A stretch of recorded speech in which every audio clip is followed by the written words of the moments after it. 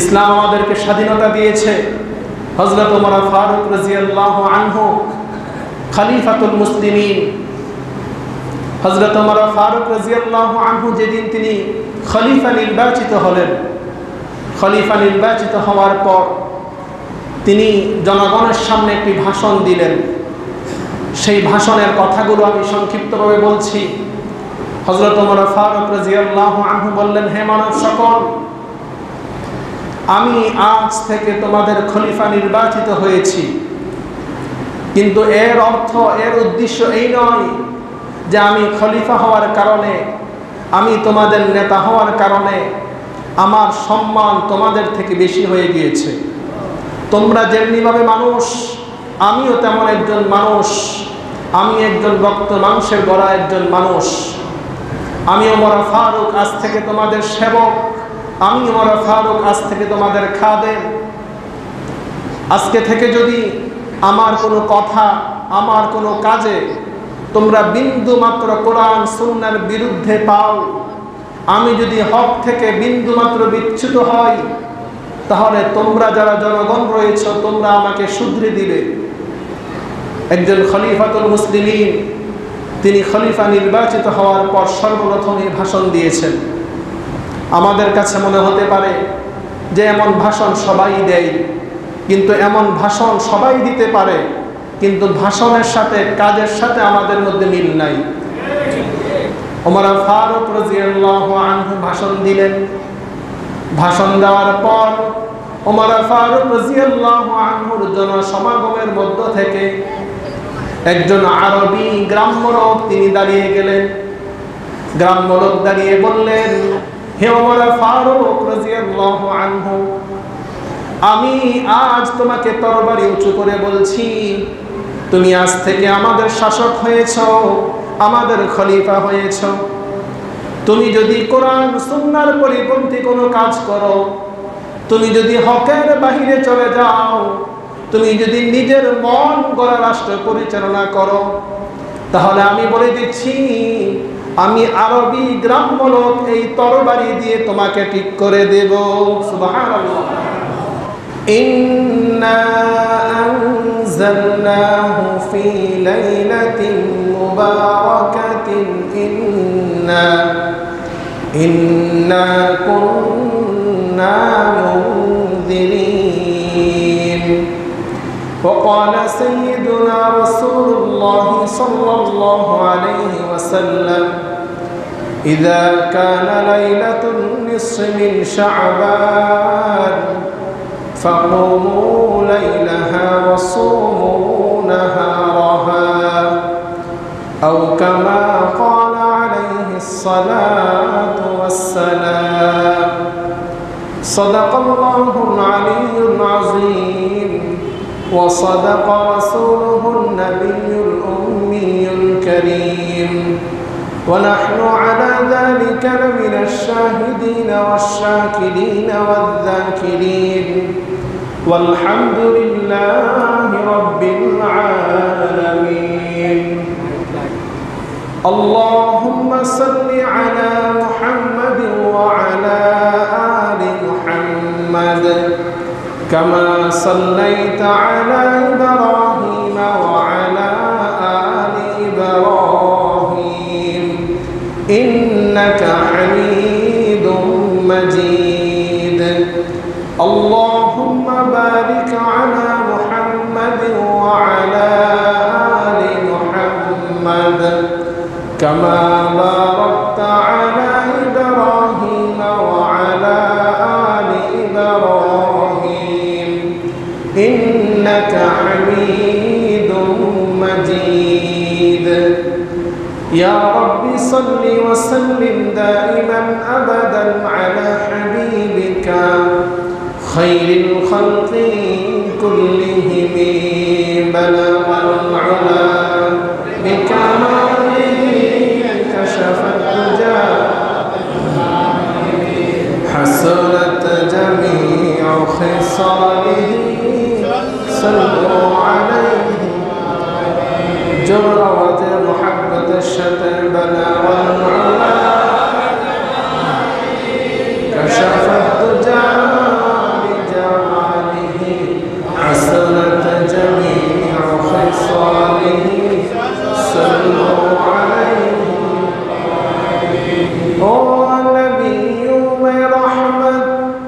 लक़द पाने वाला मुराद गरीबों के बरनाने वाला बलवल उला दुजा बिजालिही हसनत जमीअ ख़िसालिही सल्लु अलैहि ला इलाहा इल्लल्लाह ला इलाहा इल्लल्लाह ला इलाहा इल्लल्लाह ला इलाहा इल्लल्लाह ला इलाहा इल्लल्लाह ला इलाहा इल्लल्लाह ला इलाहा इल्लल्लाह ला इलाहा इल्लल्लाह मुहम्मदुर रसूलुल्लाह सल्लल्लाहु अलैहि वसल्लम। उपस्थित সম্মানিত মুআজ্জাজ মুকাররম হযরত উলামায়ে কেরাম, আমার প্রাণপ্রিয় শ্রদ্ধাভাজন সম্মানিত মুরব্বিয়ানে কেরাম, আমার সমবয়সী যুবক তরুণ ভাইয়েরা, আমার স্নেহের কচিকাচা বাচ্চারা, পর্দার আড়ালের সম্মানিতা পর্দানিশীন মা ও বোনেরা, আমরা সর্বপ্রথম মহান রব্বুল আলামিনের দরবারে শুকরিয়া আদায় করছি যে মহান রব আজকের এই পবিত্রতম জুমার দিন, পবিত্রতম স্থান, পৃথিবীর সর্বশ্রেষ্ঠ স্থান আল্লাহ তাআলার ঘর মসজিদে তার মহান হুকুম ফরজ বিধান জুমার নামাজ আদায়ের লক্ষ্যে সবার আগে আগে আমাদেরকে আসার মতো তৌফিক দিয়েছেন। যে রব আমাদেরকে অত্যন্ত দয়া করে, মায়া করে, ভালোবেসে সুস্থতার হায়াত দিয়ে আজকের এই দিন পর্যন্ত হায়াত তাইয়্যিবা দান করে তার ঘরে আমাদেরকে স্থান করে দিয়েছেন, সে রবের দরবারে আমরা সকলেই অন্তরের অন্তঃস্থল থেকে, হৃদয়ের গভীর থেকে উচ্চ কণ্ঠে সমস্বরে তার শেখানো কালিমা দিয়ে আমরা সকলেই কালিমাতে শুকর করি আলহামদুলিল্লাহ। সাথে সাথে লক্ষ কোটি দরুদ এবং সালামের হাদিয়া পেশ করছি দু জাহানের বাদশাহ সরকারে দু আলম সৈয়দুল কাউনাইনি ওয়াস সাকলাইন রাহমাতুল লিল আলামিন আকায়ে নামদার তাজদার মদিনা মুহাম্মদুর রাসূলুল্লাহ সাল্লাল্লাহু আলাইহি ওয়াসাল্লামের প্রতি। মুহতারাম হাজিরিন, পবিত্রতম শাবান মাস চলছে। শাবান মাসের দ্বিতীয়তম জুমায় আমরা উপস্থিত হয়েছি। আজকের এই দিনটি আমাদের জাতীয় দিন হিসাবে অত্যন্ত গুরুত্বপূর্ণ একটি দিন। আমরা সকলেই জানি আজকে আমাদের জাতীয় দিবস হিসাবে 26শে মার্চ আমাদের স্বাধীনতা দিবস। এই স্বাধীনতা আমাদেরকে যিনি দান করেছেন তিনি কে? আমাদেরকে এর মধ্যে কোনো সন্দেহ আছে?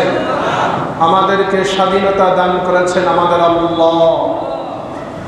আমাদের আল্লাহ আমাদেরকে ভালোবেসে দয়া করে এই স্বাধীনতা আমাদেরকে দিয়েছেন বিধায় আমরা আজকে এই স্বাধীন ভূখণ্ডে স্বাধীনভাবে বসবাস করতে পারছি।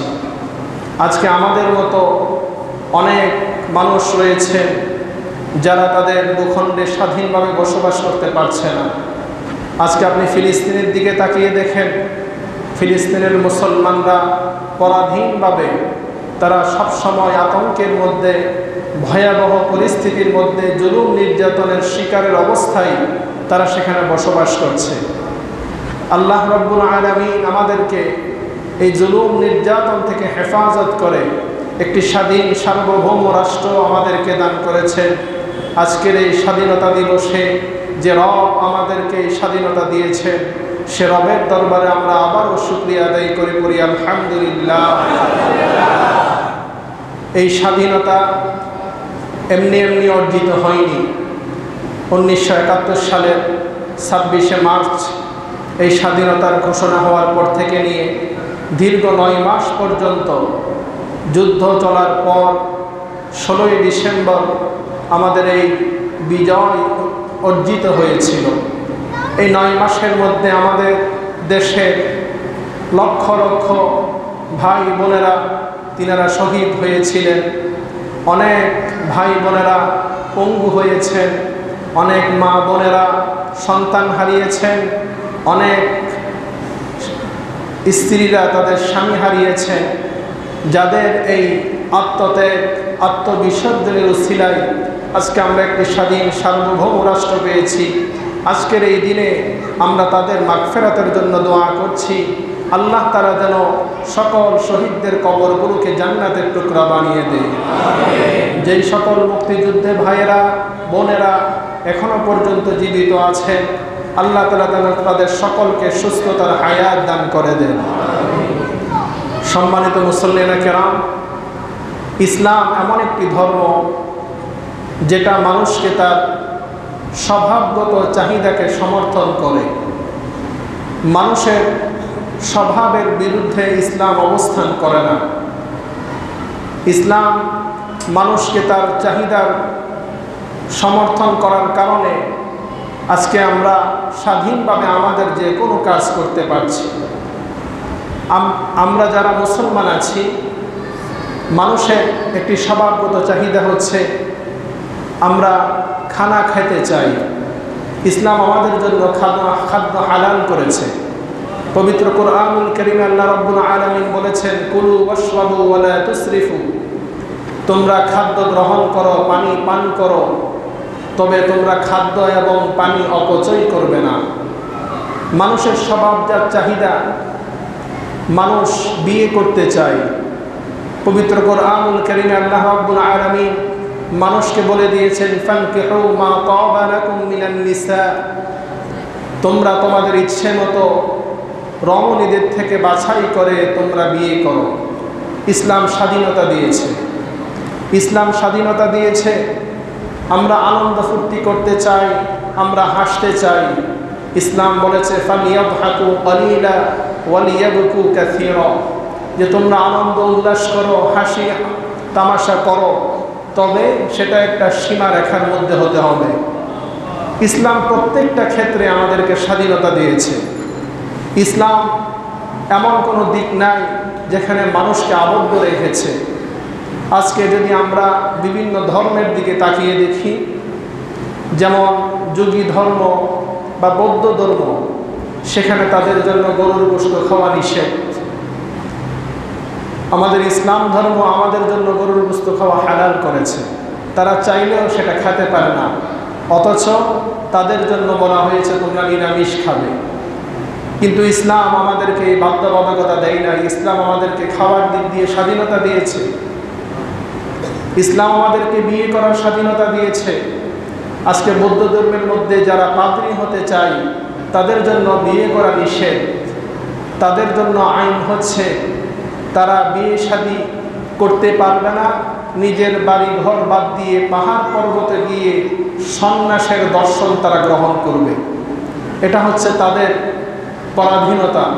কিন্তু ইসলাম সেই পরাধীনতার শৃঙ্খল থেকে আমাদেরকে মুক্তি দান করেছে। মানুষের আরেকটি স্বভাবজাত স্বাধীনতা হচ্ছে, মানুষের চাহিদা হচ্ছে মানুষ স্বাধীনভাবে বসবাস করতে চায়।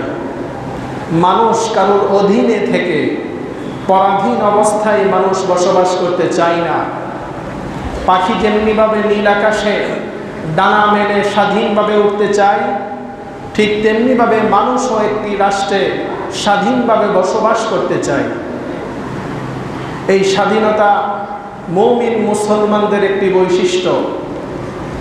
আল্লাহ রাব্বুল আলামিন মুমিন মুসলমানদের বৈশিষ্ট্য বলতে গিয়ে পবিত্র কোরআনুল কারীমের মধ্যে আল্লাহ তাআলা বলেন, ওয়াল্লাযীনা ইযা আসাবাহুমুল বাগয়ু হুম ইয়ানতাসিরুন, যখন মুমিনদের উপর তাদের স্বাধীনতা কেড়ে নেওয়ার জন্য, তাদের বাক স্বাধীনতা রুদ্ধ করার জন্যে, তাদের স্বাধীনতাকে বিনষ্ট করার জন্য কোনো আক্রমণ আসবে, কোনো জুলুম নির্যাতন আসবে, মুমিন মুসলমান কোনোদিন জালেমের এই অত্যাচার নির্যাতন মুখ বুজে সহ্য করবে না, তারা স্বাধীনতার জন্য প্রাণপণ চেষ্টা করে যাবে। আমাদের এই স্বাধীনতা অর্জিত হয়েছিল, সেটা এমনি এমনি অর্জিত হয় নাই। আমাদের মা বোনদের রক্তের বিনিময়ে স্বাধীনতা অর্জিত হয়েছে এবং এই স্বাধীনতার সমর্থন ইসলাম আমাদেরকে দিয়েছে। সুতরাং আল্লাহ তাআলার নিয়ামত যে আমরা পেয়েছি, সেই নিয়ামতের শুকরিয়া আমাদেরকে আদায় করতে হবে। আমরা যদি আল্লাহ তাআলার এই নিয়ামতের শুকরিয়া আদায় না করি, আল্লাহ তাআলা আমাদের নিয়ামতকে ছিনিয়ে নিয়ে যাবেন। আল্লাহ তাআলা যখন বনি ইসরাইলকে ফেরাউনের হাত থেকে নিষ্কৃতি দিয়েছিলেন, আল্লাহ তাআলা বনি ইসরাইলদেরকে উদ্দেশ্য করে বলেছিলেন, লাইন শাকারতুম লাযীদান্নাকুম ওয়া লাইন কাফারতুম ইন্না আযাবি লাশাদীদ। তোমাদেরকে যে আমি স্বাধীনতা দিয়েছি, সেই স্বাধীনতার শুকরিয়া তোমরা আদায় করো। তোমরা যদি আমার শুকরিয়া আদায় করতে ব্যর্থ হও, ওয়া লাইন কাফারতুম, আমার এই নিয়ামতকে যদি তোমরা অস্বীকার করো, ইন্না আযাবি লাশাদীদ, তোমাদের জন্য রয়েছে অত্যন্ত কষ্টদায়ক শাস্তি।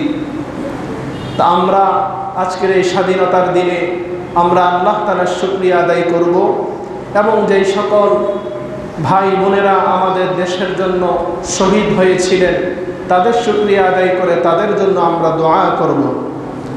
মানুষকে আল্লাহ রাব্বুল আলামিন শুধুমাত্র খাওয়ার দিক দিয়ে, বিয়ের দিক দিয়ে, ঘুমের দিক দিয়ে, চলাফেরার দিক দিয়ে স্বাধীনতা দিয়েছে তা নয়। আল্লাহ তাআলা মানুষকে ঈমান আনার ক্ষেত্রেও স্বাধীনতা দিয়েছে।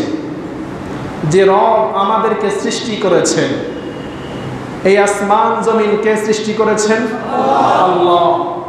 যে আল্লাহ সব কিছু সৃষ্টি করেছেন, আমাকে, আপনাকে, গোটা বিশ্বজাহানকে, সেই মালিক আমাদেরকে বলেছেন, ফামান শাআ ফালিউমিন ওয়া মান শাআ ফালিয়াকফুর।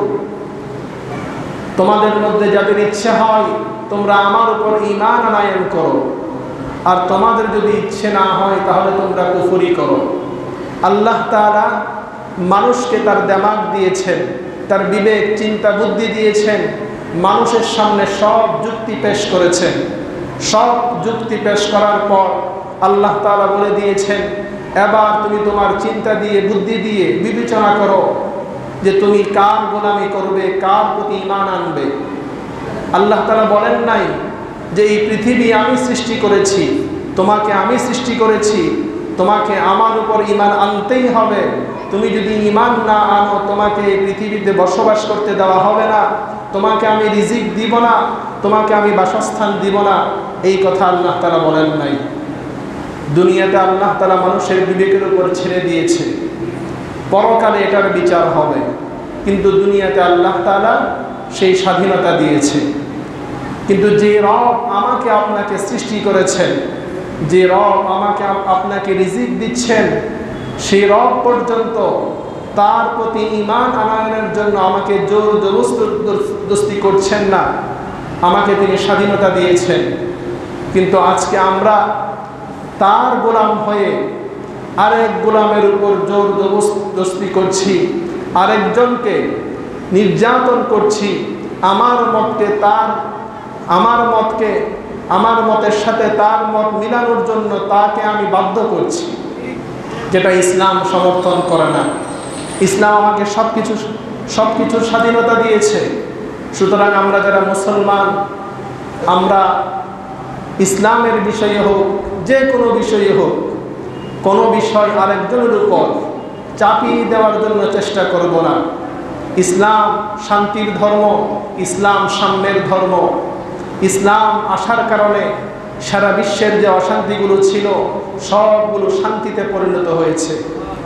কিন্তু আমরা ইসলাম ধর্ম গ্রহণ করেছি, কিন্তু ইসলামের সত্যিকার অর্থে যে আদর্শ, সে আদর্শ থেকে আমরা বের হয়ে যাচ্ছি। আজকে ইসলামের নাম দিয়ে বিভিন্ন জায়গায় বিভিন্ন জনের উপর জুলুম নির্যাতন করা হচ্ছে। আপনারা শুনে থাকবেন, গত কিছুদিন আগে বাংলাদেশের একটি অঞ্চলে হিন্দুদের বাড়ি ঘর পুড়িয়ে দেওয়া হয়েছে।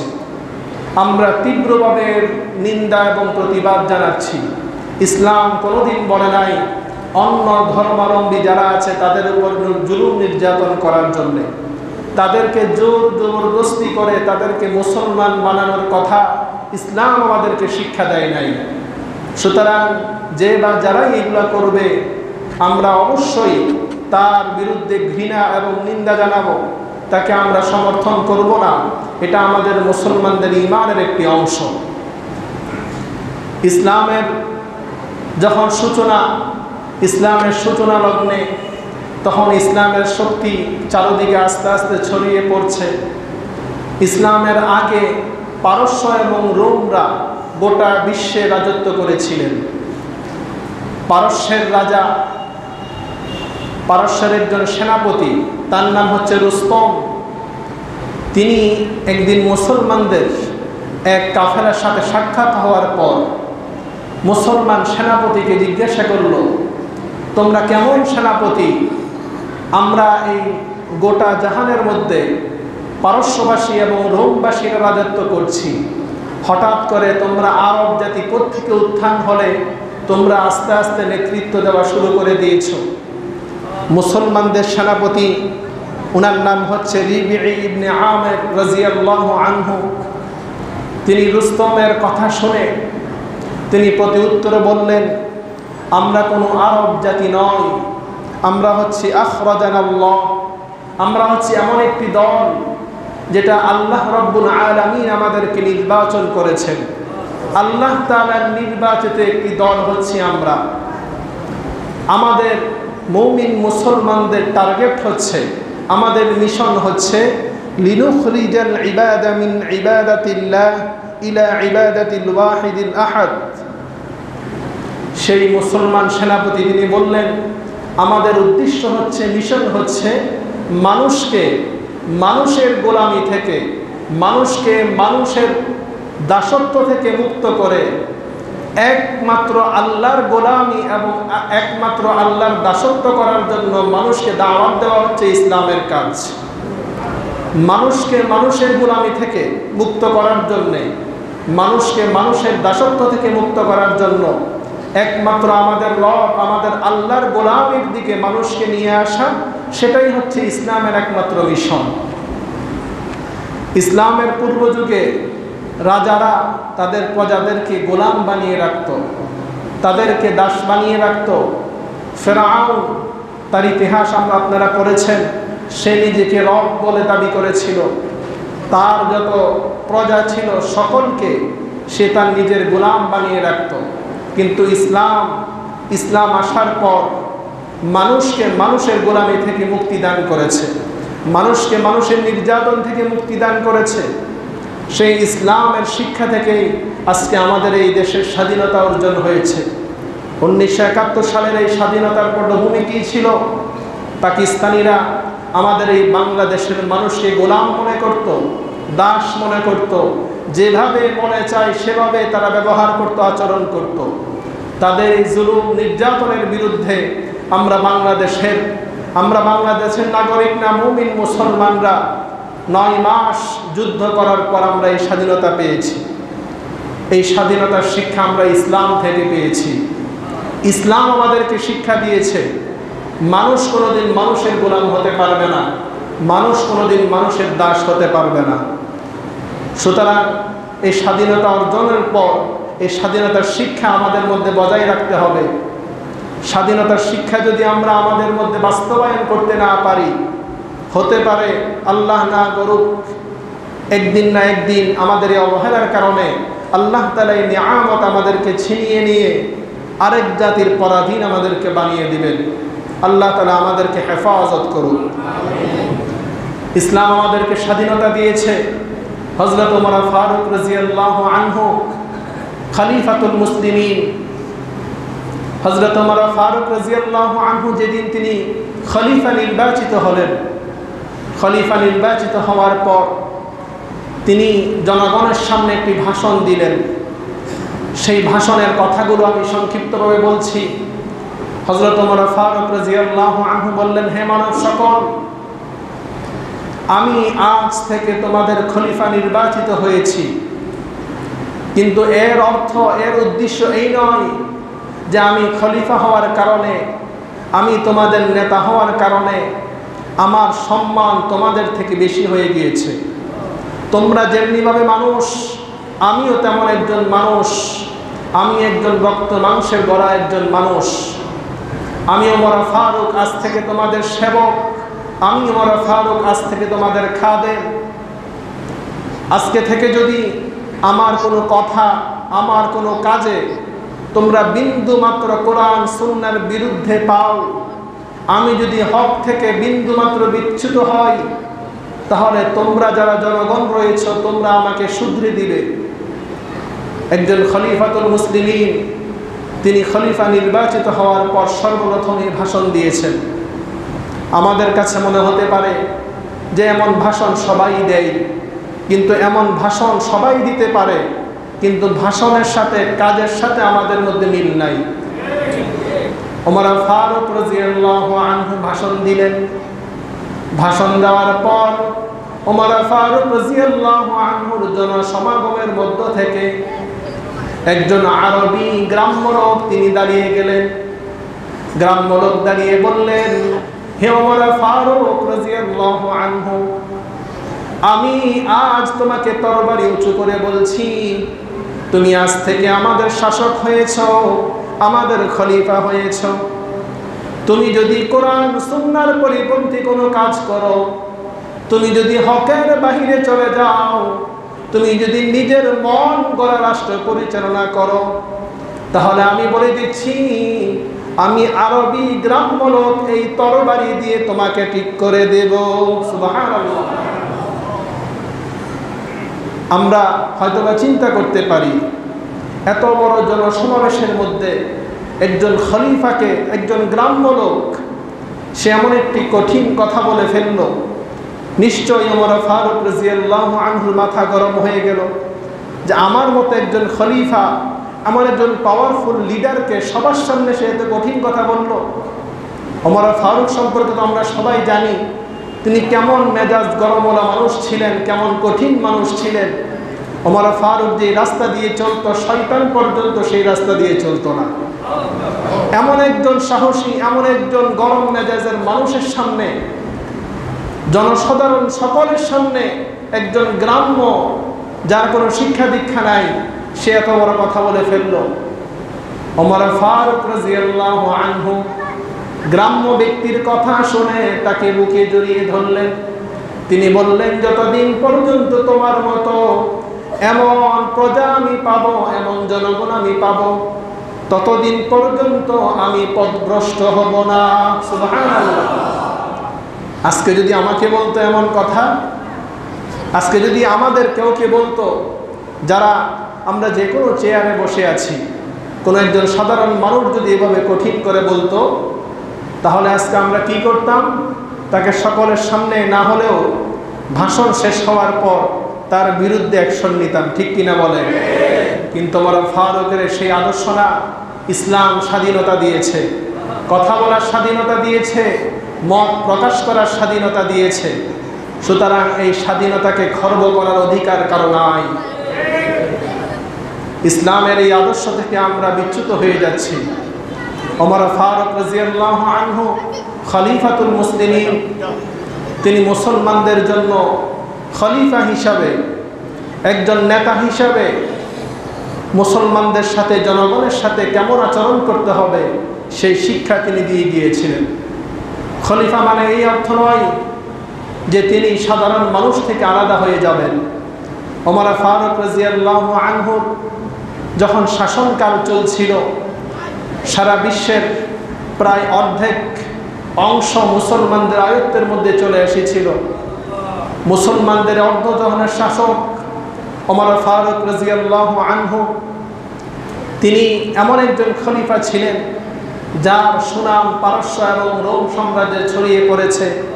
পারস্যবাসী চিন্তা করল, মুসলমানদের মধ্যে কেমন একজন নেতা আসলো যার নেতৃত্বে আজকে দিন দিন আমাদের ভূখণ্ডগুলো দখল হয়ে যাচ্ছে।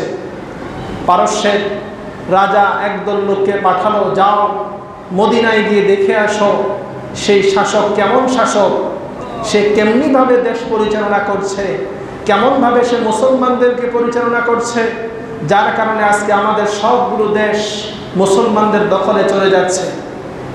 ওমর ফারুক রাদিয়াল্লাহু আনহুকে দেখার জন্য পারস্যের শাসক দলের একদল লোক চলে আসলো মদিনায়। মদিনায় চলে আসার পর সকালবেলা সাহাবায়ে কেরাম ফজরের নামাজ আদায় করার পর মসজিদ থেকে বের হয়েছেন। মসজিদ থেকে বের হওয়ার পর সাহাবায়ে কেরাম রাদিয়াল্লাহু আনহুম আজমাইন তাদের সাথে সাক্ষাৎ হয়ে গেল পারস্যের সেই একদল লোকের সাথে।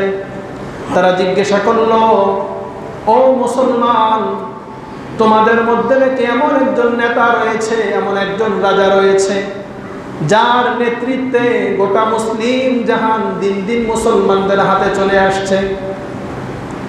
সাহাবায়ে কেরাম রাদিয়াল্লাহু আনহুম আজমাইন উত্তরে বললেন, আমাদের কোনো রাজা নাই, আমাদের কোনো বাদশা নাই, আমাদের একজন খাদেম রয়েছে, আমাদের একজন সেবক রয়েছে।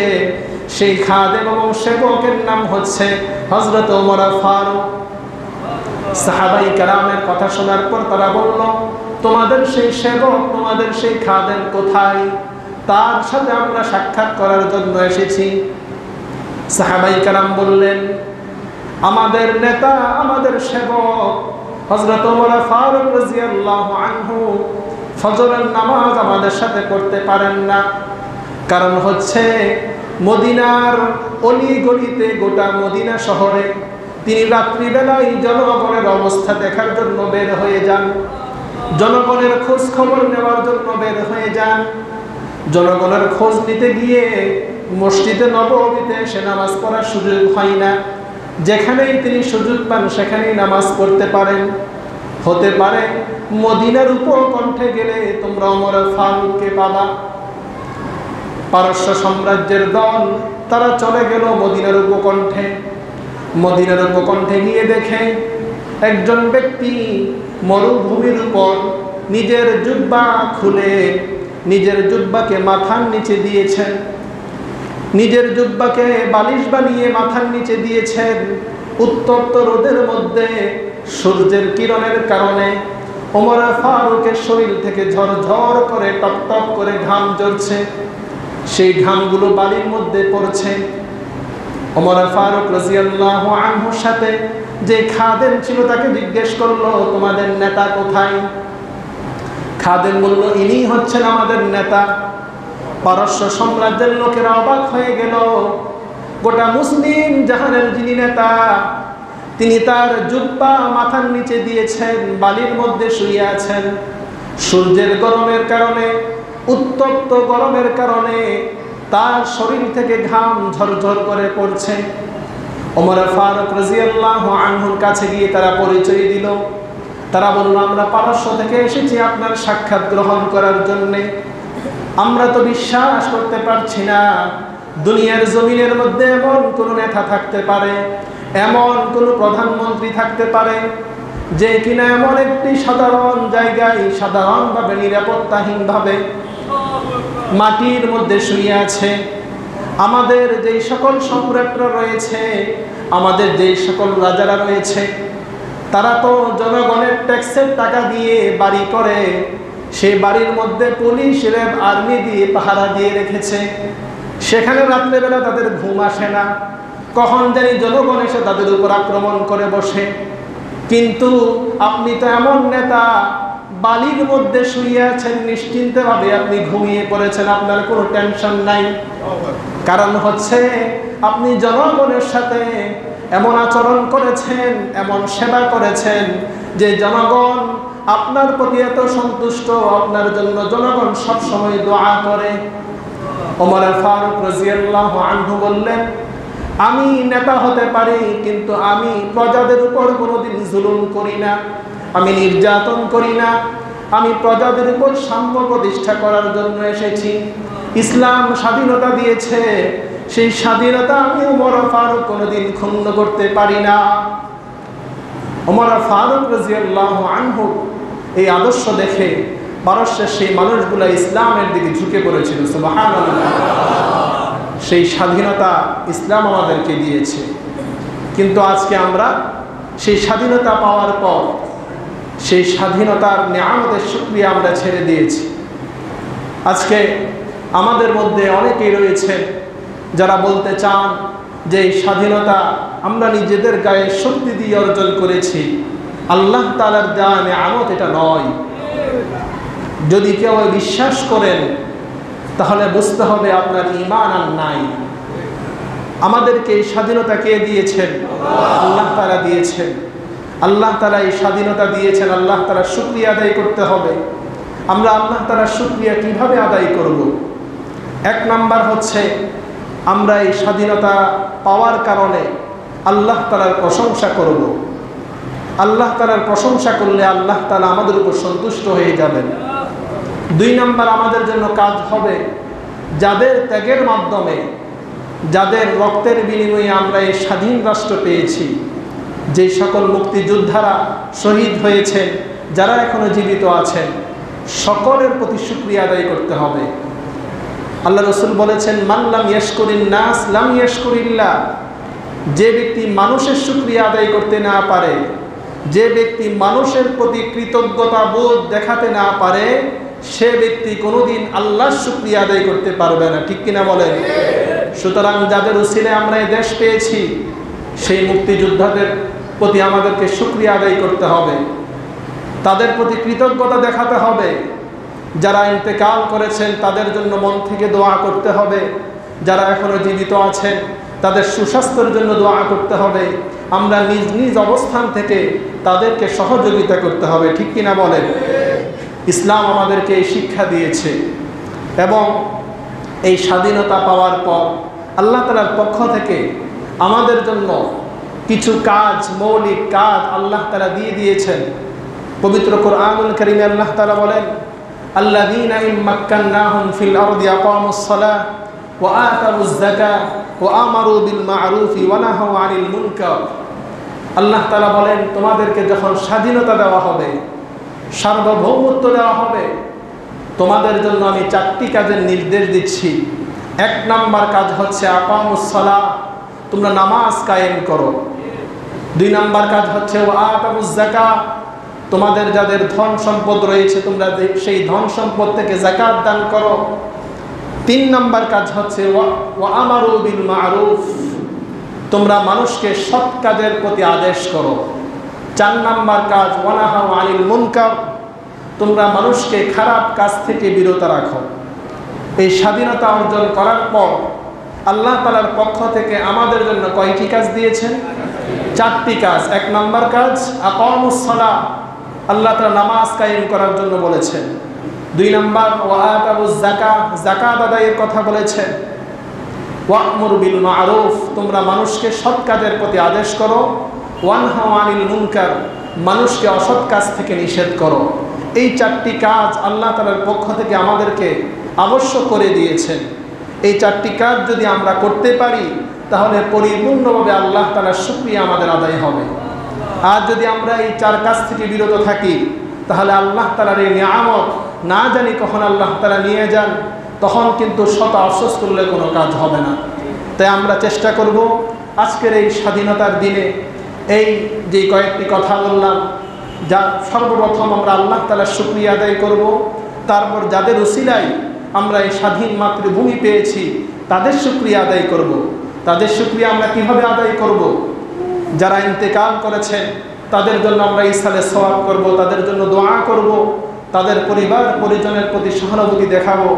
যারা এখনো জীবিত আছেন তাদের জন্য দোয়া করব, তাদের সুস্বাস্থ্যের জন্যে, তাদেরকে আমাদের যার যার অবস্থান থেকে সহযোগিতা করব। এটাই হচ্ছে তাদের প্রতি কৃতজ্ঞতা বোধ। আর 3 নাম্বার যে কাজ, এই স্বাধীনতা পাওয়ার পর এই জমিনের মধ্যে আল্লাহ তাআলার পক্ষ থেকে আদেশ হচ্ছে তোমরা নামাজ কায়েম করো, যাকাত আদায় করো, সৎ কাজের আদেশ দাও, অসৎ কাজ থেকে মানুষকে বিরত রাখো। আল্লাহ তাআলা আমাদেরকে এই সকল কাজগুলো করার তৌফিক দান করুন। মুহতারাম হাজরিন, যেহেতু শাবান মাস, আগামী সোমবার পবিত্র শবে বরাত, শবে বরাত উপলক্ষে 2-1টি কথা বলে আমি আলোচনা শেষ করছি। এই শবে বরাত এটা পবিত্র শাবান মাসের 15 তারিখ আমরা প্রত্যেক বছর পালন করে থাকি। পবিত্র হাদিস শরীফের মধ্যে এই শবে বরাতকে বলা হয়েছে লাইলাতুন নিসফি মিন শাবান। আমাদের মধ্যে অনেক ভাইয়েরা আছেন যারা বলতে চান শবে বরাত বলতে কিছু নাই। আমি তাদের সাথে একমত যে শবে বরাত বলতে আসলে কিছু নাই। হাদিসের মধ্যে এসেছে লাইলাতুন নিসফি মিন শাবান। আমরা যে নামাজ পড়ি, এখন যদি আমি বলি নামাজ বলতে কোরআনে কিছু নাই, কিন্তু কি আছে? সালাত রয়েছে। ঠিক তেমনিভাবে শবে বরাত এই শব্দটা হাদিসের মধ্যে নাই। হাদিসের মধ্যে আছে লাইলাতুন নিসফি মিন শাবান। শবে বরাতকে শবে বরাত কেন বলা হয়? সব, এটা ফার্সি শব্দ। সব শব্দের অর্থ হচ্ছে রাত। বরাত শব্দের অর্থ হচ্ছে মুক্তি, নাজাত। এটাকে বলা হয় নাজাতের রাত, মুক্তির রাত, মুক্তির রজনী। কি জন্য বলা হয়? এই রাত সম্পর্কে আল্লাহ রসুল বলেছেন, হাদিস শরীফের মধ্যে এসেছে, এই রাতের মধ্যে যারা সঠিকভাবে আল্লাহ তাআলার ইবাদত করবে, আল্লাহ তাআলা তাদের জীবনের গুনাহগুলো ক্ষমা করে দিবেন। সুবহানাল্লাহ। তাহলে আমরা এই রাত্রিতে যদি সঠিকভাবে ইবাদত করতে পারি, আল্লাহ তাআলা যদি আমাদেরকে গুনাহ থেকে মাফ করে দেন, তাহলে আমরা আশা করতে পারি আমরা জাহান্নাম থেকে কি পাবো? মুক্তি পাবো। সুতরাং আমরা যেহেতু এই রাতে জাহান্নাম থেকে মুক্তি পাওয়ার, নাজাত পাওয়ার আশা করতে পারি, এই জন্য এই রাতকে বলা হয় শবে বরাত। এই শবে বরাত সম্পর্কে হাদিসের মধ্যে বর্ণনা এসেছে। আমাদের অনেক ভাইরা এই হাদিসগুলোকে বলে থাকেন যে এগুলা সহিহ হাদিস না। আপনি সহিহ হাদিস, জয়ীফ হাদিস, জাল হাদিস, আপনি এই সম্পর্কে কতটুকু জানেন বা কতটুকু বুঝেন? আল্লাহ রসুলের হাদিস সম্পর্কে গবেষণা যারা করেন মুহাদ্দিসিনে কেরাম, সেই মুহাদ্দিসিনে কেরামরা ওনারা এই শবে বরাতের মর্যাদা সম্পর্কে, তাৎপর্য সম্পর্কে ওনারা আলোচনা করেছেন। আপনি আমি ইন্টারনেট থেকে, ফেসবুক থেকে, ইউটিউব থেকে কিছু মানুষের কথা শুনে সরাসরি আল্লাহ রসুলের হাদিসকে আমরা বাদ দিয়ে ফেলছি। আমরা বলছি জয়ীফ হাদিস। জয়ীফ মানে কি? দুর্বল। আল্লাহ রসুল সাল্লাল্লাহু আলাইহি ওয়াসাল্লাম কি কোনোদিন দুর্বল কথা বলতে পারেন? আল্লাহ রসুলের কথা কি কোনোদিন দুর্বল হতে পারে? এই বিশ্বাস যদি কেউ করে তার ঈমান থাকবে? আল্লাহ রসুলের এই হাদিসগুলোকে আপনারা যারা দুর্বল বলছেন, চিন্তা ভাবনা করে বলতে হবে। আল্লাহ রসুলের এই হাদিসগুলা সনদের দিক দিয়ে হয়তোবা দুর্বলতা থাকতে পারে, কিন্তু আমলের ক্ষেত্রে, ফজিলতের ক্ষেত্রে সনদের দিক দিয়ে দুর্বল হলেও এই হাদিসের উপর আমল করার ক্ষেত্রে কোনো অসুবিধা নেই। রসুল করিম সাল্লাল্লাহু আলাইহি ওয়াসাল্লাম এই রাত্রি সম্পর্কে হাদিস শরীফের মধ্যে এসেছে, এটা সহিহ হাদিস।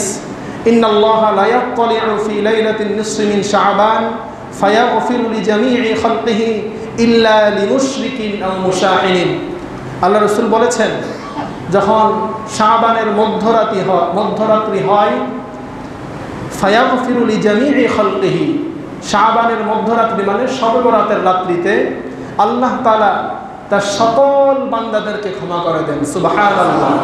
তবে দুই ব্যক্তিকে আল্লাহ তাআলা ক্ষমা করেন না। সেই দুই ব্যক্তিকে লিমুশরিকিন, যারা মুশরিক, যারা আল্লাহর সাথে শিরিক করবে, যারা শিরিকের মতো গুনাহ করে, শিরিকের মতো অপরাধ করে, আল্লাহ তাআলা ওই রাত্রিতে তাদেরকে ক্ষমা করেন না। দুই নাম্বার, আও মুশাহিনিন, যারা হিংসুক, যারা মানুষের প্রতি বিদ্বেষপূর্ণ ভাব রাখে। আমাদের মধ্যে হিংসা নাই, বর্তমান সমাজের মধ্যে এমন মানুষ পাওয়াই যাবে না। আমার মধ্যে হিংসা আছে কিনা, বিদ্বেষপূর্ণ মনোভাব আছে কিনা, আপনি নিজেকে নিজে পরীক্ষা করবেন। কিভাবে পরীক্ষা করবেন? আপনার প্রতিবেশী, আপনার এলাকার কোনো মানুষ যখন কোনো উন্নতি করে, কেউ ব্যবসার মধ্যে ভালো উন্নতি করলো, আপনার প্রতিবেশী, তার ব্যবসার ভালোটা দেখলে আপনার ভিতরে জ্বালা পোড়া করে না আপনার মনের মধ্যে আনন্দ দেয়, সেটা চিন্তা করবেন। আপনার পার্শ্ববর্তী প্রতিবেশী ছেলে, সে পরীক্ষার মধ্যে গোল্ডেন এ প্লাস পেল, আপনার ছেলে পেল না, সেটা শোনার পর আপনার অন্তরে জ্বালা পোড়া করে না আপনার অন্তর খুশি হয়, সেটা দেখবেন। আপনার এলাকার কোনো মানুষ ভালো একটি মর্যাদায়, ভালো একটা স্থানে যাচ্ছে, ভালো একটা চাকরি পাচ্ছে, সেটা দেখার পর আপনার মনের মধ্যে শান্তি লাগে না আপনার মনের মধ্যে কষ্ট লাগে সেটা দেখবেন। যদি কষ্ট লাগে, জ্বালা পোড়া করে, তাহলে বুঝবেন যে আপনার মধ্যে হিংসা আছে। এই জন্য এই শবে বরাতের মতো এমন একটি বরকতপূর্ণ রাত্রিতে এমন হিংসুকদেরকে আল্লাহ তাআলা ক্ষমা করবেন না বলে ঘোষণা দিয়েছেন। তা আমরা এই শবে বরাত আসার আগে আগে আমরা আমাদের মন থেকে সকল বিদ্বেষ, সকল হিংসা দূর করার জন্য চেষ্টা করব তো ইনশাআল্লাহ। আল্লাহ রাসূলের সাহাবাই কেরাম এই হিংসা না করার কারণে, আমি বলেছিলাম এক সাহাবী আল্লাহ রাসূলের দরবারে 3 দিন আসছেন। 3 দিন আসার পর 3 দিন আল্লাহ রাসূল বলেছেন অমুক সাহাবী জান্নাতি। সকল সাহাবাই কেরাম অবাক হয়ে গেলেন যে আমাদের উপস্থিতির মধ্যে কত বড় বড় সাহাবী আছে, কেউ নাম ধরে আল্লাহ রাসূল বললেন না তিনি জান্নাতি, কিন্তু ওই ব্যক্তিকে কেন বললেন? এক সাহাবী খোঁজ খবর নিয়ে দেখলেন যে তার যে আমল আর সাধারণ সাহাবীদের আমল একই আমল, কোনো পার্থক্য নাই। তাকে জিজ্ঞেস করলো যে আপনি কি এমন স্পেশাল আমল করেন যার কারণে আল্লাহ রাসূল দুনিয়াতে থাকা অবস্থায় আপনাকে জান্নাতি বলল? ওই সাহাবী বলল যে আমি রাত্রিবেলায় যখন ঘুমাতে যাই তখন আমি মন থেকে আমার পাড়া প্রতিবেশী, আমার এলাকাবাসী কারোর প্রতি যদি আমার মনে কষ্ট থাকতো, কোনো বিদ্বেষ থাকতো, আমি মন থেকে সব কিছু ক্ষমা করে দিতাম। এই গুণের কারণে হতে পারে আল্লাহ রাসূল আমাকে দুনিয়াতে থাকা অবস্থায় জান্নাতের সুসংবাদ দিয়েছেন। সুবহানাল্লাহ।